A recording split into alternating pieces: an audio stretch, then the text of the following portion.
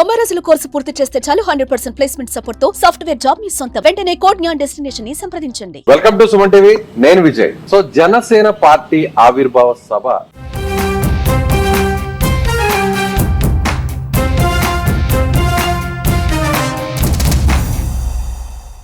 పిఠాపురం నియోజకవర్గంలో చాలా గ్రాండ్ గా జరగబోతుంది. అయితే ఇప్పుడు తెలుగు రాష్ట్రాలు, ముఖ్యంగా ఏపీ రాష్ట్రం చూపంతా కూడా పిఠాపురం వైపే ఉంది.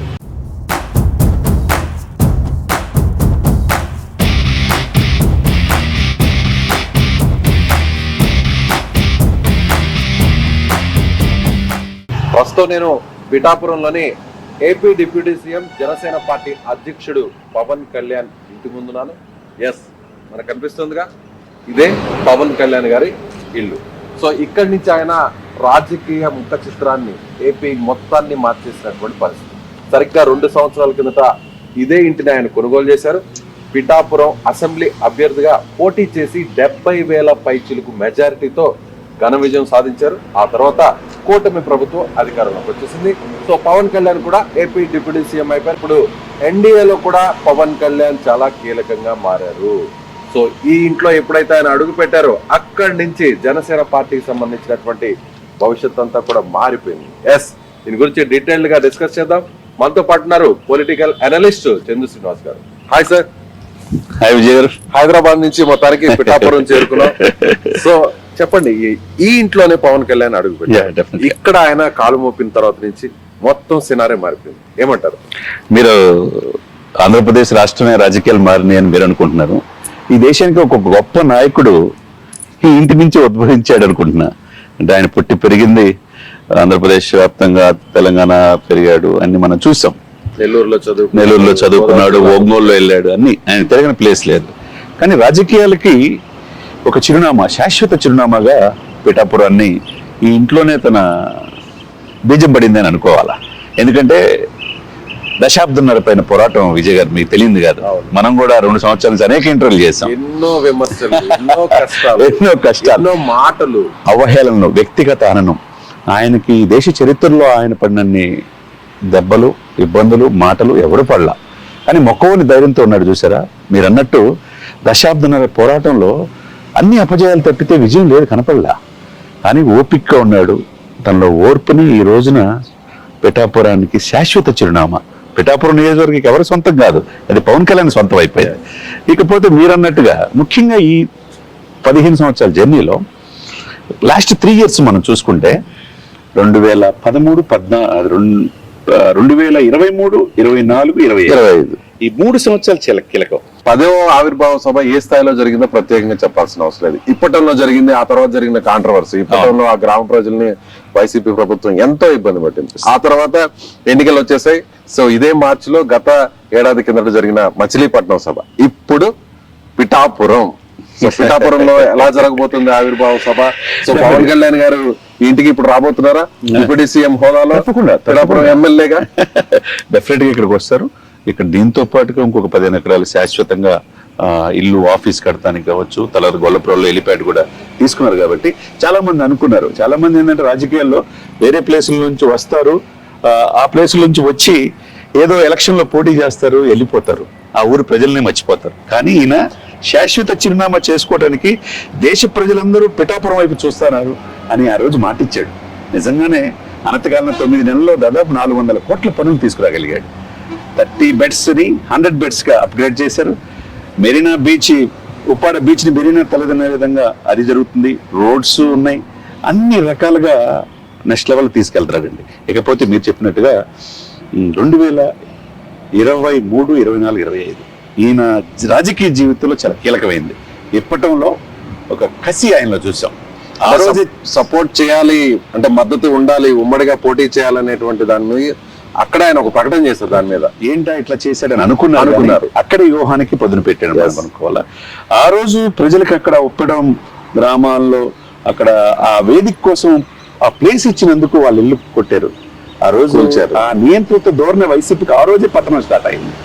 ఇకపోతే మీరు అన్నట్టుగా 2024 అతి ముఖ్యమైన ఆయన జీవితంలో మచిలీపట్నంలో ప్లేనరీ చేశాడు. దాంతో పాటు తాడేపల్లి గూడెం అనేది జీవితంలో మర్చిపోకూడదు. జగన్ నిన్ను అధపాతాలకు తక్కుపోతే నా పేరు పవన్ కళ్యాణ్ కాదు, నా పార్టీ జనసేన కాదు అని చెప్పి చేశాడు. వారాహి మీద నుంచి తరపల్లి సభ వేదిక మీద చేశాడు. కట్ చేస్తే 2025 ఈ రోజున success not only Andhra, Telangana, Telugu రాష్ట్రాలు కాదు సార్, దేశవ్యాప్తంగా 100 కోట్ల మంది హిందువులకు ప్రతినిధిగా ఆయన ఎమర్జీ అని తీరు చూస్తే next level sir. 100% strike rate. ఎవరైనా ఏ రాజకీయ పార్టీ అని ఉందా? 21 మంది గెలిపించుకున్నాడు. ఆయన్ని అసెంబ్లీ గేటు కూడా దాటిన వాళ్ళంతా వాళ్ళ ఇంటి గేటుకే పరిమితం అయిపోయారు. గేటు దాటి బయటకు లేని పరిస్థితిలో ఈ రోజు దేశం మొత్తం అతని వైపు చూసేటట్టు రాజకీయాలు తీసుకున్నాడంటే పాలిటిక్స్ తెలిసినోడు పాలిటిక్స్ లో సక్సెస్ అవుతాడు. అదే సమయంలో విజయ్ గారు పాలిటిక్స్ ఈజ్ అ పాయిజన్, కానీ ఆ పాయిజన్ కూడా పాపం మింగికుంటా చాలా ఇది చేసుకుంటా అనేక అవమానాలు పొంది ఈ రోజు సక్సెస్ కి ఒక చిరునామాగా ఈ దేశ రాజకీయాల్లో పవన్ కళ్యాణ్ ఎమర్జీ అయ్యాడంటే ఏం చెప్పబోతున్నాడు? పిఠాపురం సొంత నియోజకవర్గంలో పెట్టిన ఈ కోతవేడి దూరంలో చిత్రాల్లో పెట్టే రేపు ప్లీనరీ దేశవ్యాప్తంగా మరో 48 గంటల్లో దేశవ్యాప్తంగా ఏం చెప్పబోతున్నాడు అనేది నేషనల్ మీడియా ఎదురు చూస్తుంది. చాలా మంది మేధావులు ఎదురు చూస్తున్నారు. నేటి తరం రాజకీయ నాయకులతో పాటు చాలా తలలు పండిన రాజకీయ నాయకులు కూడా అసలు పవన్ కళ్యాణ్ వ్యూహాలు ఎవరికి అందుబాటు అనే విధంగా ఎదురు చూస్తున్నారు. సభ గురించి మళ్ళీ మాట్లాడదాం. ఇంటి గురించి మరొక డిస్కషన్ చేద్దాం. ఏంటంటే ఈ ఇంటి నుంచే నాగబాబు గారు ఇక్కడే చాలా రోజుల పాటు ఫ్యామిలీ అంతా ఇక్కడే ఉన్నారు. రామ్ చరణ్ గారు కూడా ఇక్కడి నుంచి ఆయన రామ్ చరణ్ గారు వాళ్ళ అమ్మగారు సురేఖ గారు. సో అలాగే మొత్తం మెగా ఫ్యామిలీ మెంబర్స్ అందరు కూడా ఇంటికే చేరుకున్నారు. సాయిధరం తేజ్, అందరూ, వరుణ్ బాబు, మొత్తం ఎవ్రీథింగ్. అంటే ఒక రకంగా ఈ ప్లేస్ మెగా అభిమానులతో మొత్తం నిండిపోయింది. సో ఒక రకంగా ఇల్లు అదృష్టం చేసుకుంది అనుకోవచ్చా? 100% అదృష్టం. ఇల్లు ఆ రోజు తీసుకున్న కాడి నుంచి అన్ని సక్సెస్ ఆయన. ఎక్కడ గెలిపిస్తారు? ఎక్కడో గాజువాక భీమవరంలో పోటీ చేస్తే ఆ వ్యక్తిని ఓడించారు ఆంధ్రప్రదేశ్ ప్రజలు. ఒక రాజులు తప్పితే ఏది రాలా. వాళ్ళ అన్నగారినైనా గెలుపు చూశాడు కానీ తిరుపతిలో ఈయన గెలుపు చూడలా. ఆ గెలుపుని అందించిన పిఠాపురం ప్రజలు నిజంగా ఆయన గుండెలో పెట్టుకుని చూస్తానని భారీ మెజార్టీ విజయ్ గారు చెప్పారు. ఆ రోజునున్న ముఖ్యమంత్రి, మాజీ ముఖ్యమంత్రికి 60,700 మెజార్టీ అయితే లక్షల్లో ఉన్న మెజార్టీ తగ్గిపోయింది. ఇక్కడుండి ఈ పవన్ కళ్యాణ్ గారిని ఓడించండి, డిప్యూటీ సీఎం చేస్తానని అక్కడున్న క్యాండిడేట్ కి ఆ రోజు ముఖ్యమంత్రి చెప్పిన ప్రజలు ఎన్లా 70,600 మెజార్టీతో భారీ మెజార్టీతో గెలిపించారంటే ఇక్కడ చూడండి. ఒకటి, ఆయనకి పర్యావరణం అంటే ఇష్టం, మొక్కలంటే ఇష్టం మొదటి నుంచి కూడా. చూడండి ఇంటి చుట్టూ మొత్తం మొక్కలే కనిపిస్తాయి. ఆ మొక్కలన్నీ చూస్తా ఉంటాయి, ఆ చుట్టూ మొక్కలు. ఆయన ఇష్టమైన మొక్కలే ఈ రోజు అటవీ శాఖ మంత్రిగా కూడా ఆయనే ఉంటారు. అది కూడా ఇక్కడ ప్రతిబింబిస్తుంది.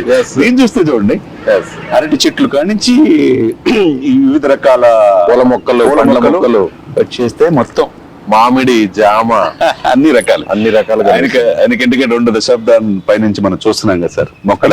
వ్యవసాయ క్షేత్రం కూడా ఉంది హైదరాబాద్ ఉంది, ప్రాంతాల్లో. సో ఇక్కడ పిఠాపురంలో కూడా యాజ్ ఇట్ ఈస్ గా అది రిఫ్లెక్ట్ అయ్యి కనపడుతుంది. ఇక్కడ ఏంటంటే ఫస్ట్ రూమ్ వచ్చిన వాళ్ళందరూ కూడా ఇక్కడ నమోదు చేసుకోవటం.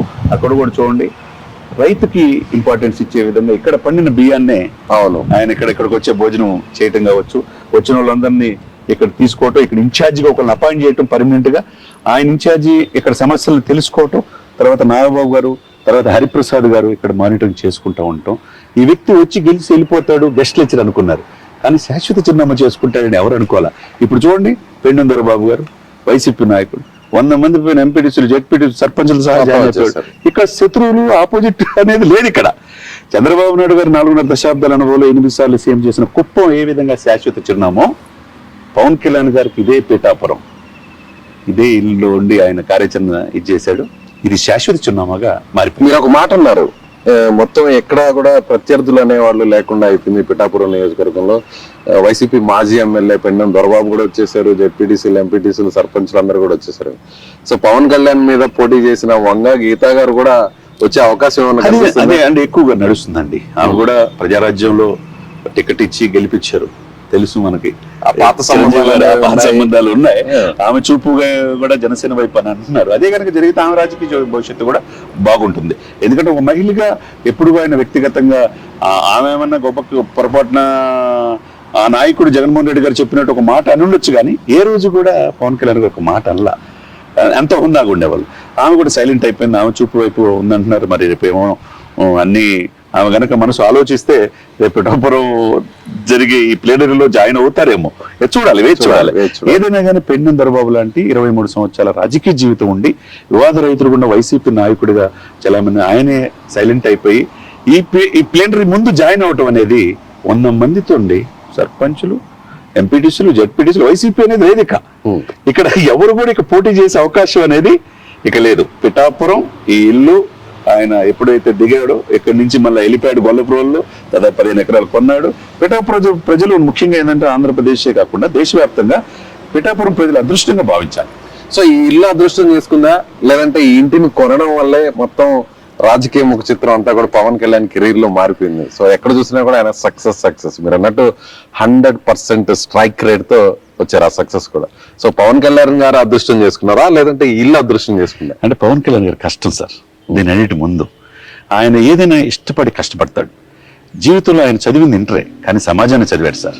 చాలా మంది ఇబ్బందులు పడి ఆ ఇబ్బందుల నుంచి బయటకు వచ్చి దశాబ్దన్నర పోరాటం అంటే మామూలు విషయం కాదు సార్. లగ్జరీ జీవితం విజయ్ గారు మీకు తెలియదు కాదు. సంవత్సరానికి 1000 కోట్ల ఆదాయం, సినిమా తీస్తే 100 కోట్లు వస్తాయి.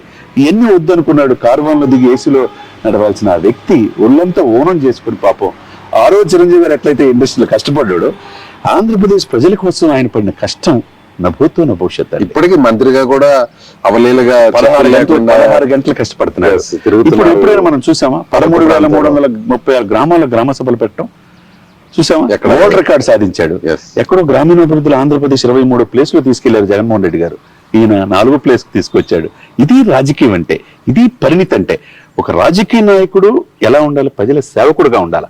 Is the custodian of people, is the custodian of Andhra Pradesh property. Andhra Pradesh property కాకుండా ఎవరు ఊహించిన విధంగా ఈయన అద్దులు దాటి మహారాష్ట్రకి వెళ్ళాడు. అక్కడ 100% స్ట్రైక్ రేటు కట్ చేస్తే దేశ ప్రధాని మోదీ మనల్ని ఈయన పవన్ గారు తుఫాన్ అన్నాడంటే విజయ్ గారు ఏమంటారు మీరు? మనం కూడా ఎన్నో డిబేట్ లో ఇదే సుమన్ టీవీలో మాట్లాడుకున్నాం, మన స్టూడియోలో ఉండి కూర్చొని మాట్లాడుకున్నాం. కీలకమైన పాత్ర పోషిస్తాడు ఎక్కడ గెలవక ముందు. చాలా మంది ఇప్పుడు గెలిచిన తర్వాత చూపిస్తున్నారు కానీ ఆయన నేషనల్ మీడియాలో చూపిస్తున్న గెలవక ముందే ఇటువంటి వ్యక్తి దేశానికి కావాలా? ఇతను ఆంధ్రప్రదేశ్ ఉభయ రాష్ట్రాల సంపద కాదు, దేశ సంపద అనుకున్నాం. ఎన్డీఏలో కీలక పాత్ర పోషిస్తాడని కూడా మీకు చెప్పా. మోదీ గారు పక్కన ఉంటారని కూడా మీకు చెప్పా. ఆ రోజున మోడీ గారి పక్కన ఉభయ తెలుగు రాష్ట్రాల నుంచి 2 years బ్యాక్ ఎన్డీఏలో లెఫ్ట్ సైడ్ ఉన్నాడు. ఈ రోజు రైట్ సైడ్కి వచ్చాడు. మీరు గమనించారు? అవును.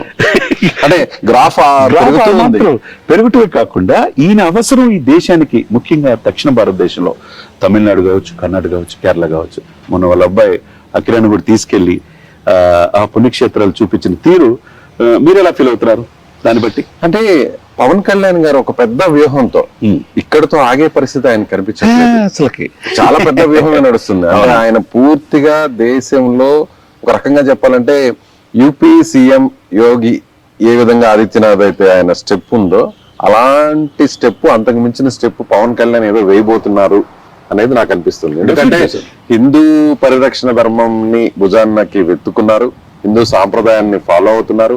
అసెంబ్లీలో చూసినా కూడా ఆయన వేషం, ఆహార్యం, అంత వస్త్రధారణ అంతా కూడా కంప్లీట్ గా డిఫరెంట్ గా ఉంది. మిగతా వాళ్ళగా ఆర్టిఫిషియల్ లాగా ఉండదు అది. అవును, అది ఓన్ చేసుకుంటాడు ఏదైనా.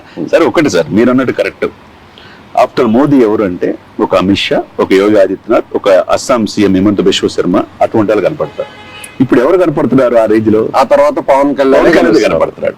కాబట్టి 145 కోట్ల ఉన్న భారతదేశ జనాభాలో 100 కోట్ల మంది హిందువులు ఉన్నారు. గట్స్ ఉండాలి సార్. రాజకీయ పార్టీలో ఉండి ఆ ఓటు పోద్దేమో, ఆ సామాజిక వర్గ ఓట్లు పోద్దేమో అని అనుకుంటారు. కానీ ఇక్కడ భయపడలా.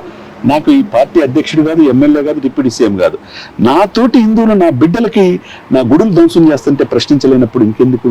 సనాతన ధర్మమే నాకు ముఖ్యం. హిందూ సనాతన ధర్మ పరిరక్షణ బోర్డు ఏర్పాటు చేయాలన్నాడు చూసారా? రేపు నేను చెప్తున్నాను, ఈ రోజు ఆయన ఇంటి సాక్షిగా చెప్తున్నాను, దేశ రాజకీయాల్లో నాట్ ఓన్లీ ఆంధ్ర తెలంగాణ కాదు, పవన్ కళ్యాణ్ రాజకీయాలు ఊహించుకోవడం కష్టం అంటారుగా, దేశ రాజకీయాల్లోనే పవన్ కళ్యాణ్ గారి లేని రాజకీయాలు ఊహించుకోవడం కష్టం అని నేనంటాను. సో ముందు మనం ఇంకా కూడా భవిష్యత్తులో ఆ తర్వాత మీరు చెప్పినవన్నీ కూడా అవి సార్థకం అయ్యాక, అవి సాధించాక మళ్ళీ ఇంటి దగ్గరికే వద్దాం. ఈ ఇంటి ముందే ఇలాంటి మరొక డిస్కషన్ కూడా చెప్పకుండా విజయ్ గారు మళ్ళీ మర్చిపోయేది ఒకటి ఏంటంటే, స్వపక్షంలో విపక్షం లాగా అన్ని మంచి చేస్తే ప్రశంసిస్తారు. అదే సమయంలో తన సొంత పార్టీలో, సొంత కూటమిలో తప్పు జరుగుతుంటే, లా అండ్ ఆర్డర్ లోపిస్తే ఆ రోజున ఎప్పుడైనా మనం చూసామా? మీకు కూడా 2 దశాబ్దాల అనుభవం ఉన్నది. ఎప్పుడైనా ఏ నాయకుడిని చూసామా? లేదు. కానీ ప్రశ్నించాడు, నీకు శాతగా పోతే నాకు చెప్పండి హోంశాఖ.